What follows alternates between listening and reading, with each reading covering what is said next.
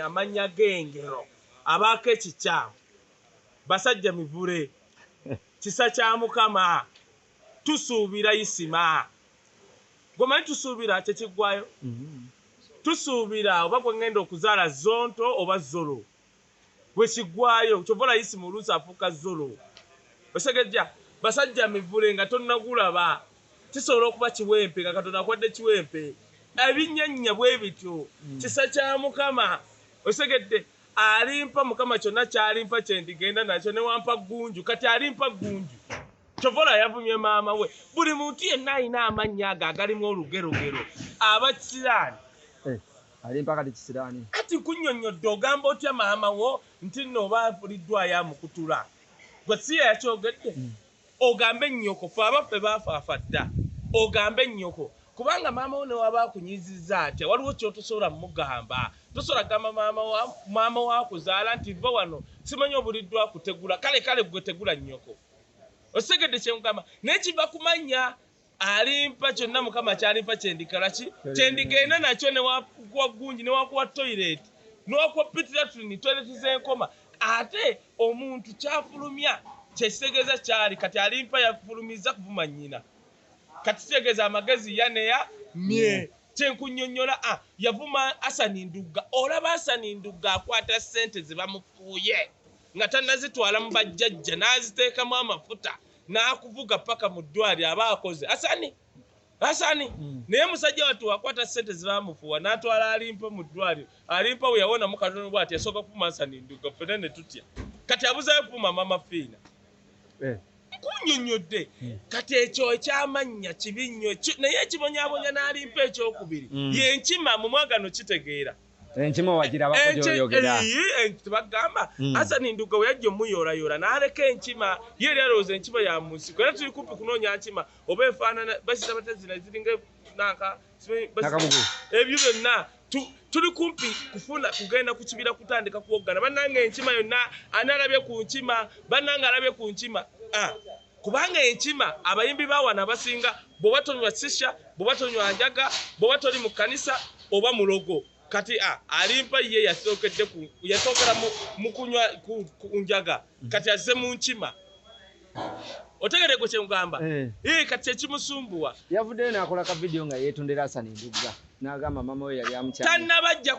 maama we akukyamya atya yavuma Asani Ndugga nga kimukubye amaze okuteeka ebintu ku mitwe kakati yavumye maama we naye bwe munaafuna enkima yoyo omwana kirabeka ye mutabudde munaafuna enkima n'agikiisinga ajja kuddamu amagezi ekyabatabudde ne maama we ye wakitegedde kiruwa njaga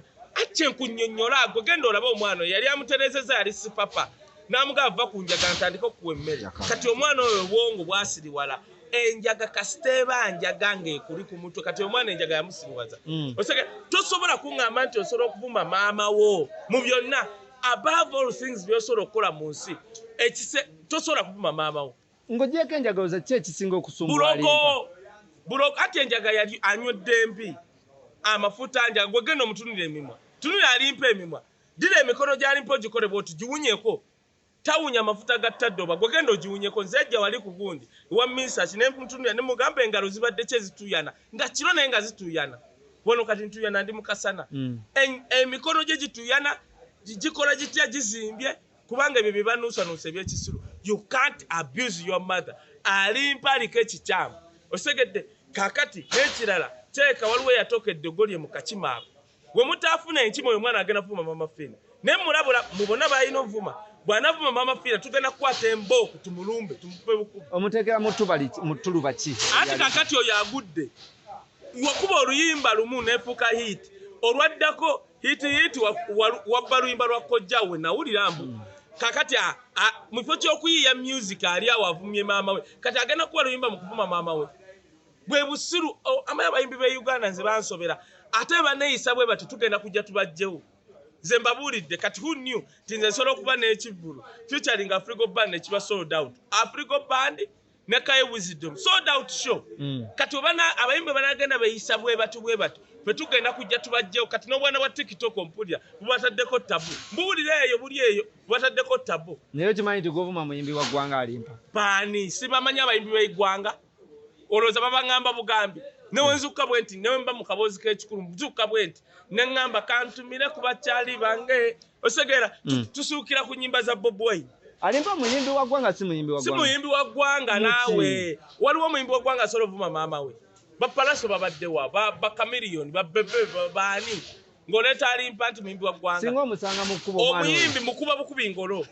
Mukuba ngolo kubanga yo tajjamu na luyi lwange. Omuyimbi si kuyimba buyimbi but character makes you. Character can break you. Gendo laba yimbi bonna mu America. Character T-Pain agamba character yansura. Jaruro mukubwa rap character ne musura. Wana Uganda gendo laba bayimbi abali mukaba character. Balowooza okuyimba okuba wakabyo yina kunywanjaga balabe. Kasi Juliana olaba amala emyaka 8 nga tayimbye n'akubawo n'ayimba kati njaga kijanyo.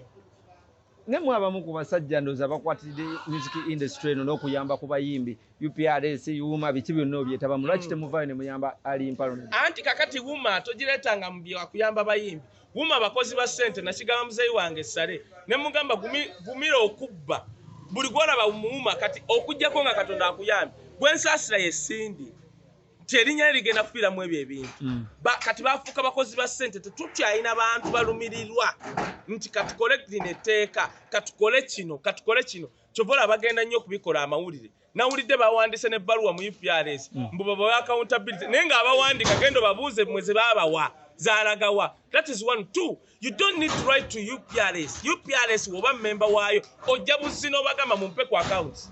That is the law. Nero akubanga baagala ebyo byakwemulisa butambala peti kwambala bugoye bwa Smith-Through kugenda mbali bajjeno basajja bakaddiwa ne babalaga bu Smith-Through ebyo bireeta ku UPRS nga Wisdom gyali. Our issue ya UPRS come January kubanga twali tugenda kukola annual general meeting guno omwezi. Abo bennyini abawuma ne bakikuba.